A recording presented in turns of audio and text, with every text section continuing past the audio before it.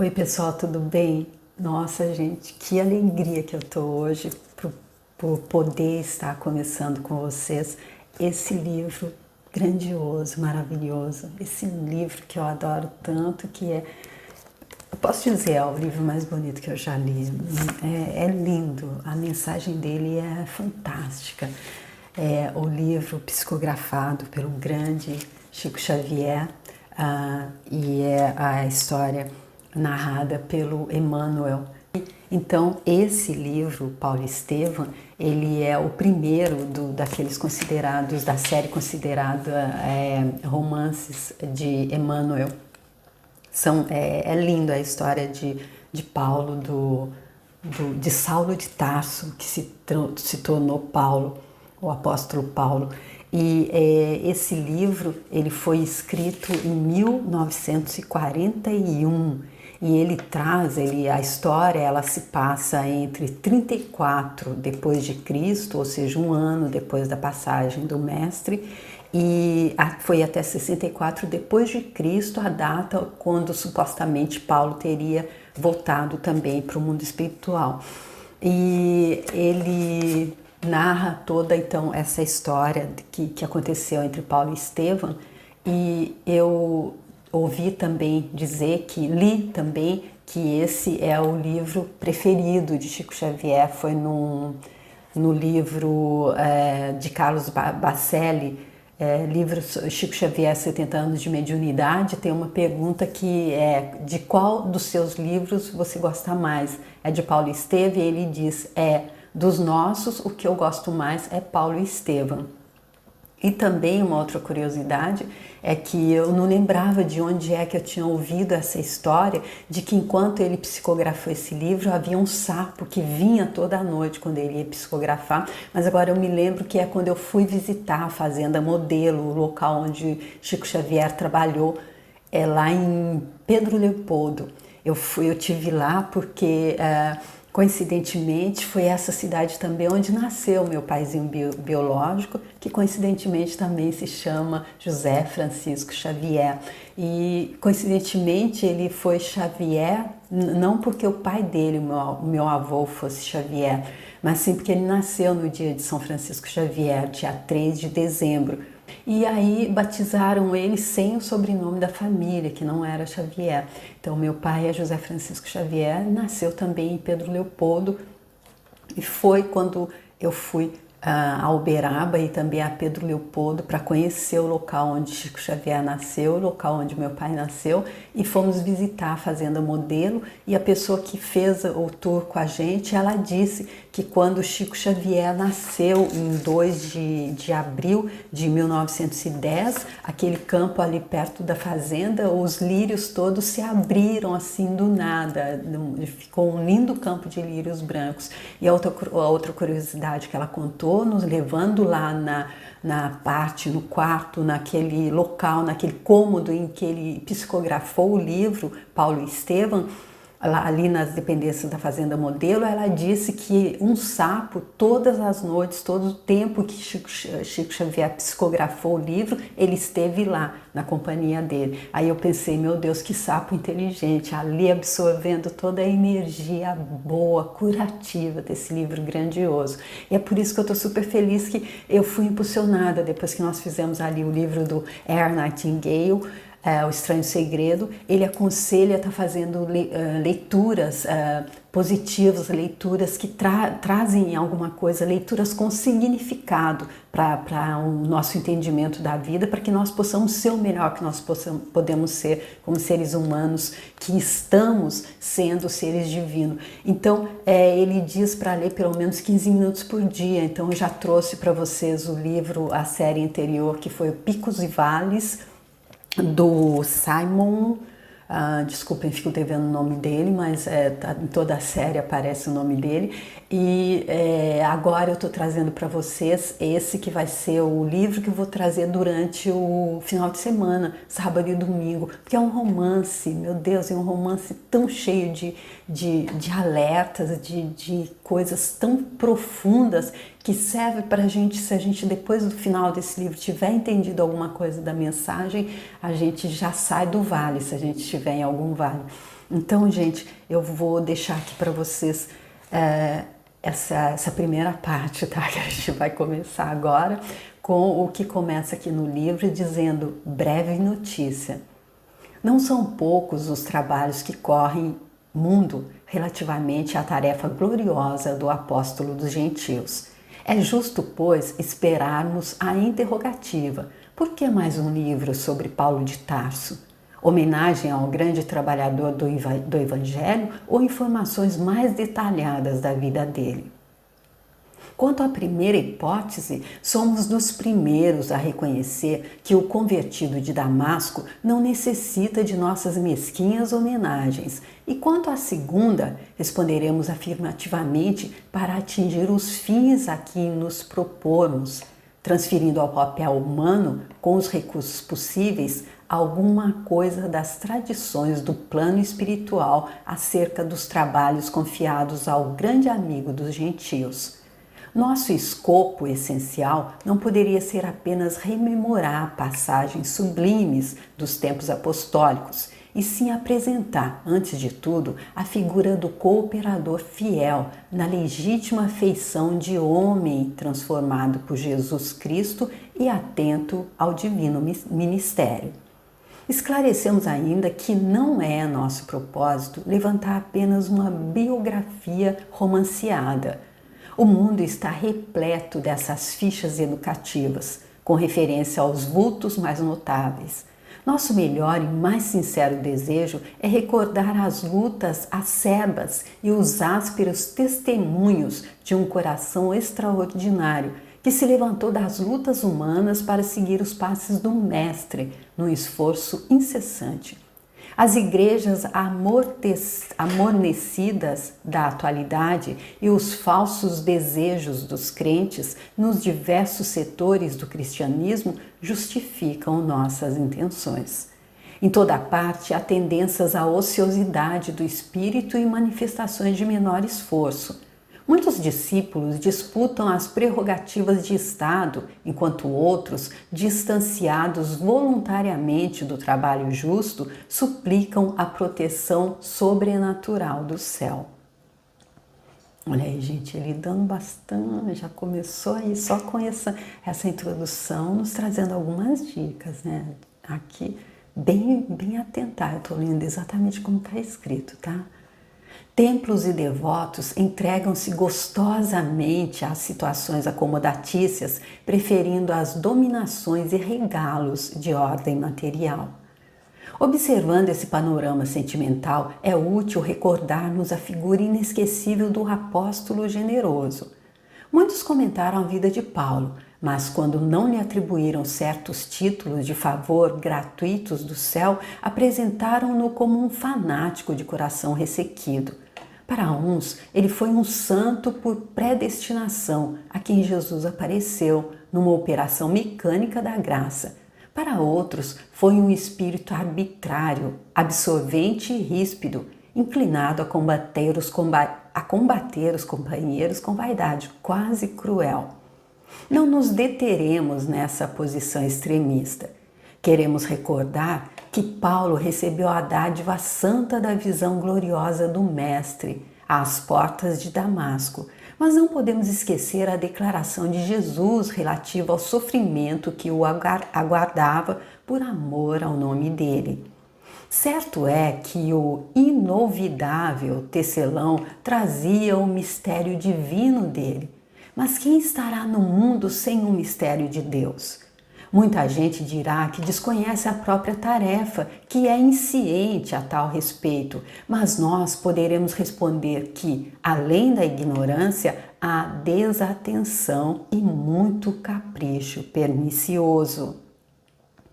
Os mais exigentes advertirão que Paulo recebeu um apelo direto, mas na verdade todos os homens menos rudes têm a sua convocação pessoal ao serviço do Cristo.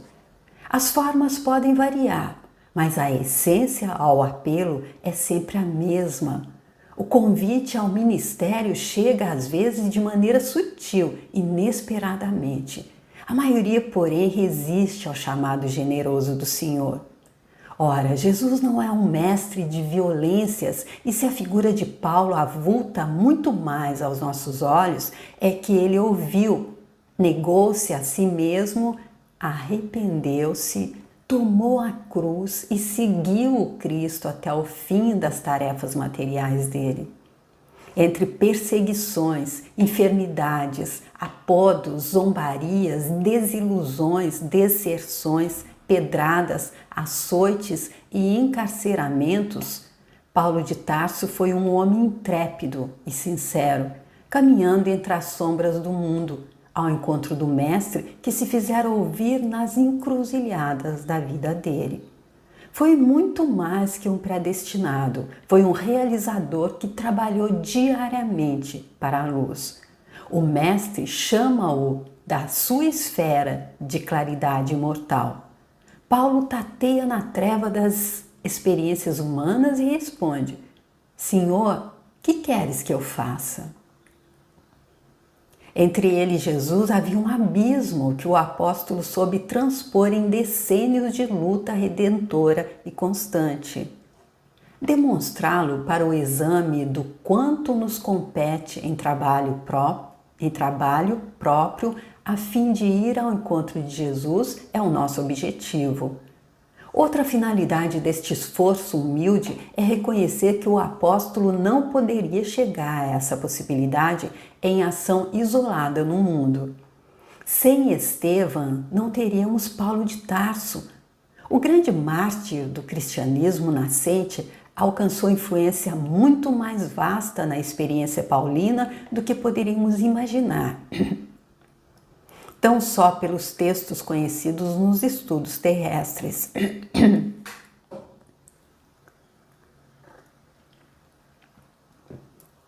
A vida de ambos está entrelaçada com misteriosa beleza. A contribuição de Estevão e de outras personagens desta história real vem confirmar a necessidade e a universalidade da lei de cooperação. E para verificar a amplitude desse conceito, recordemos que Jesus, cuja misericórdia e poder abrangiam tudo, procurou a companhia de 12 auxiliares, a fim de empreender a renovação do mundo. E olha, gente, aqui ele então trazendo uma daquelas coisas que a gente tem visto aí desde o início de todos os livros, as leis que regem o universo. Olha ele falando aqui de uma lei, a lei da cooperação. Aqui, mesmo Jesus Cristo, a misericórdia, o poder dele abrangia tudo e ele procura a companhia de 12 auxiliares. Ou seja, gente, a união não faz só o açúcar. Aliás, sem cooperação não poderia existir amor, e o amor é a força de Deus que equilibra o universo. Desde já vejo os críticos consultando textos e combinando versículos para trazerem à tona os erros do nosso tentame singelo. Aos bem-intencionados, agradecemos sinceramente por conhecer a nossa expressão de criatura falível, declarando que este livro modesto foi grafado por um espírito para os que vivam em espírito, e ao pedantismo dogmático ou literário de todos os tempos, recorreremos ao próprio Evangelho para repetir que, se a letra mata, o espírito vivifica. Oferecendo, pois, este humilde trabalho aos nossos irmãos da terra, formulamos votos para que o exemplo do grande convertido se faça mais claro em nossos corações, a fim de que cada discípulo possa entender quanto lhe compete trabalhar e sofrer por amor a Jesus Cristo. Pedro Leopoldo, 8 de julho de 1941. Então aqui, gente, eu só gostaria de dar a minha opinião sobre essa parte, amar e sofrer por amor a Jesus Cristo. Aqui, como eu fui criada em uma religião, Eu aprendi que o sofrimento é uma coisa para limpar os nossos pecados, que o sofrimento é uma coisa imposta por Deus. E com a espiritualidade, exatamente com os livros de Chico Xavier, especialmente esses romances que trazem histórias reais, fictícias, não são fictícias, são reais, histórias que foram vividas, é a história da vida de Paulo e Estevão com a participação de Jesus Cristo, e isso nos mostra que o sofrimento é só aquilo que a gente já ofereceu, é a gente recebendo de volta aquela taça de fel que a gente ofereceu. E o amor a Jesus Cristo é entender que ele veio e passou por um sofrimento que não foi aquele que ele plantou, mas sim para nos mostrar como é que nós devemos agir para que assim cada sofrimento não seja aceito, não seja visto como um castigo, e sim como uma dádiva, uma bênção de Deus para que a gente possa crescer. É a minha opinião só. Então aqui, gente, eu vou fazer também a primeira parte aqui, tá bom? Vamos ver se não for muito comprida, tá? A primeira parte tem o título de Corações Flagelados. A manhã enfeitava-se de muita alegria e de sol, mas as ruas centrais de Corinto estavam quase desertas. No ar brincavam as mesmas brisas perfumadas que sopravam de longe. Entretanto, não se observava na fisionomia suntuosa das vias públicas o sorriso das crianças despreocupadas, nem o movimento habitual das liteiras de luxo em seu giro costumeiro.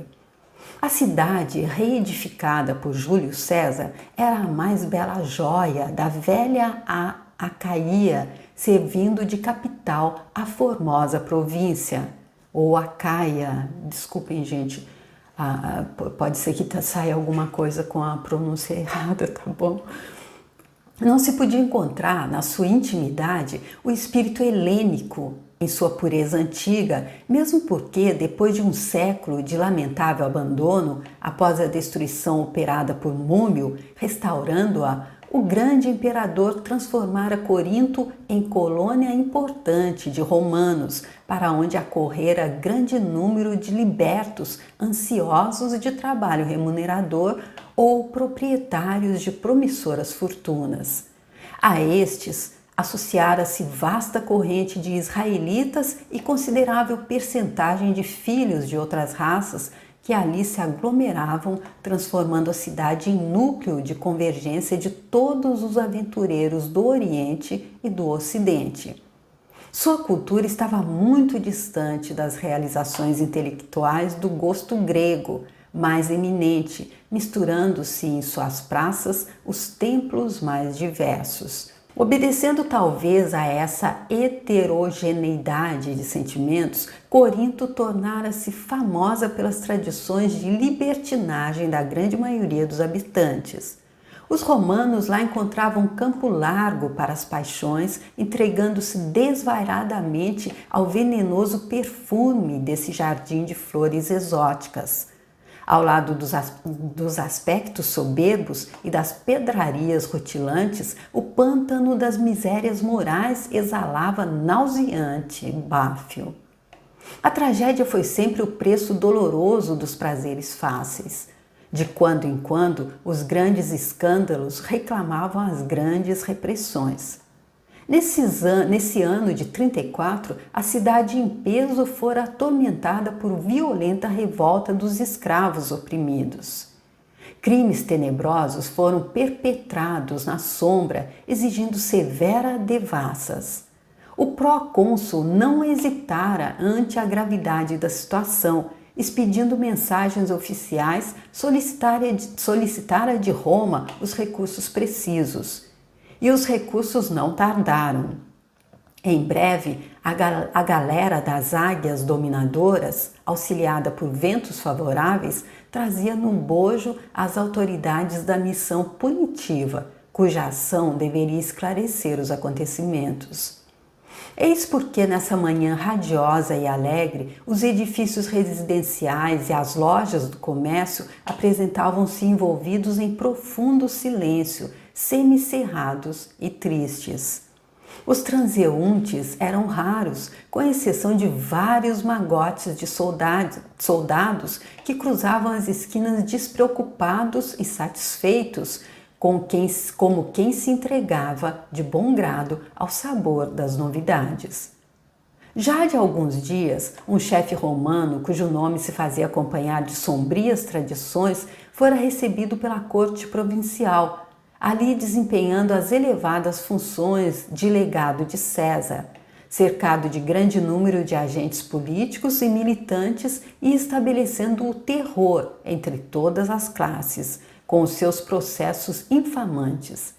Licínio Minúcio chegara ao poder mobilizando todos os recursos da intriga e da calúnia, conseguindo voltar a Corinto, onde estacionara anos antes sem maior autoridade.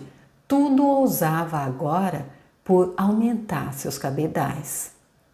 Fruto de avareza insaciável e sem escrúpulos. Pretendia recolher-se mais tarde àqueles sítios onde suas propriedades particulares atingiam grandes proporções, esperando aí a noite da decrepitude. Assim, de maneira a consumar seus criminosos desígnios, iniciou largo movimento de arbitrárias expropriações, a pretexto de garantir a ordem pública em benefício do poderoso império que a autoridade dele representava. Numerosas famílias de origem judaica foram escolhidas como vítimas preferenciais da nefanda extorsão. Por toda parte começavam a chorar os oprimidos. Entretanto, quem ousaria o recurso das reclamações públicas e oficiais? A escravidão esperava sempre os que se entregassem a qualquer impulso de liberdade contra as expressões da tirania romana. E não era só a figura desprezível do odioso funcionário que constituía para a cidade uma angustiosa e permanente ameaça. Seus asseclas espalhavam-se em vários pontos das vias públicas, provocando cenas insuportáveis, características de uma perversidade inconsciente. Olha aí, gente, uma perversidade inconsciente, porque a pessoa consciente de que o outro é parte dela, de que a centelha divina está em todas, ela nunca vai agir contra quem quer ou o que quer que seja. A manhã ia alta, quando um homem idoso, dando a entender que buscava o mercado, pelo cesto que lhe pendia das mãos, atravessava a passos vagarosos uma praça ensolarada e extensa. Um grupo de tribunos alvejava-o com ditérios deprimentes, entre gargalhadas de ironia. O velhinho, que denunciava nos traços fisionômicos a linha israelitas, demonstrava perceber o ridículo de que vinha sendo objeto, mas distanciando-se dos militares patrícios, como desejoso de resguardar-se, caminhou com mais timidez e humildade, desviando-se em silêncio. Foi nesse instante que um dos tribunos, em cujo olhar autoritário perpassava acentuada malícia, acercou-se dele, interrogando-o asperamente. Olá, judeu desprezível, como ousas passar sem saudar os teus senhores? O interpelado estacou pálido e trêmulo. Os olhos dele revelaram estranha angústia que resumia na sua eloquência silenciosa todos os martírios infinitos que flagelavam a raça dele. As mãos enrugadas lhe tremiam ligeiramente, enquanto o busto se arqueava reverente, premindo a longa barba encarnecida. Teu nome, tornou o oficial entre desrespeitoso e irônico. Jochedebe, filho de Jared, respondeu timidamente. E por que não saudastes os tribunos imperiais? Senhor, eu não ousei, explicou quase lacrimoso. Não ousastes? perguntou o oficial com profunda aspereza. E, antes que o interpelado conseguisse oportunidade para mais amplas desculpas, o mandatário imperial assentou-lhe os punhos cerrados no rosto venerável em bofetões sucessivos e impiedosos. "Toma!" exclamava rudemente ao estridor das gargalhadas dos companheiros presentes à cena em tom festivo. "Guarda mais esta lembrança, cão asqueroso, aprende a ser educado e agradecido." O velhinho cambaleou, mas não reagiu. Percebia-se-lhe a surda revolta íntima a traduzir-se no olhar chamejante, indignado, que lançou ao agressor com uma serenidade terrível. No movimento espontâneo, olhou os braços encaquilhados na luta e no sofrimento, reconhecendo a inutilidade de qualquer revide. Foi quando o verdugo, inesperado, observando-lhe a calma silenciosa, pareceu medir a extensão da própria covardia e, colando as mãos na complicada armadura do cinto, voltou a dizer com profundo desdém: "Agora que recebeste a lição, podes procurar o mercado, judeu insolente." A vítima dirigiu-lhe então um olhar de ansiosa amargura, no qual transpareciam as dolorosas angústias em toda uma longa existência. Emoldurado na túnica singela e na velhice venerável, aureolada por cabelos branqueados, nas mais penosas experiências da vida, o olhar do ofendido semelhava-se a um dardo invisível que penetraria para sempre a consciência do agressor desrespeitoso e mau. Porque quando a gente está agindo inconscientemente, como esse soldado que estava batendo nele, a gente está agindo inconsciente, mas tem a nossa centelha lá no fundo. A gente colocou um monte de camada, a gente esqueceu de quem a gente é, mas ela está vendo. E aí, quando ele olhou, ele teve esse olhar da pessoa a quem ele estava destilando a raiva, porque acreditava que era uma pessoa inferior a ele. Ele então recebeu esse olhar que penetrou como um dardo invisível, que penetraria para sempre a consciência dele, que a consciência está sempre ali. Por mais que a gente tenha colocado um monte de coisa em cima dela que faz com que a gente haja inconscientemente, a nossa consciência está sempre vendo, a nossa essência está sempre vendo o que a gente está fazendo. No entanto, aquela dignidade ferida não se demorou muito na atitude de exprobação intraduzível em palavras. Em breves instantes, suportando os ditérios da geral zombaria, prosseguiu no objetivo que o levara a sair à rua. O velho Jochedeb experimentava agora estranhas e amargas reflexões. Duas lágrimas quentes e doloridas sulcavam-lhe as rugas da face macilenta, perdendo-se nos fios grisalhos da barba veneranda. Que fizera para merecer tão pesado castigo? A cidade fora trabalhada pelos movimentos de rebeldia de numerosos escravos, mas o pequeno lar dele prosseguia com a mesma paz dos que trabalham com dedicação e obediência a Deus. A humilhação experimentada fazia-o regressar pela imaginação aos períodos mais difíceis da história da raça dele. Por que motivo e até quando sofreriam os israelitas a perseguição dos elementos mais poderosos do mundo? Qual a razão de serem sempre estigmatizados como indignos e miseráveis em todos os recantos da terra? Entretanto, amavam sinceramente aquele Pai de justiça e amor que velava dos céus pela grandeza da fé e pela eternidade dos destinos deles. Enquanto os outros povos se entregavam ao relaxamento das forças espirituais, transformando esperanças sagradas em expressões de egoísmo e idolatria, Israel sustentava a lei do Deus único, esforçando-se em todas as circunstâncias por conservar intacto o seu patrimônio religioso, com sacrifício embora da sua independência política. Acabrunhado, o pobre velho meditava na própria sorte.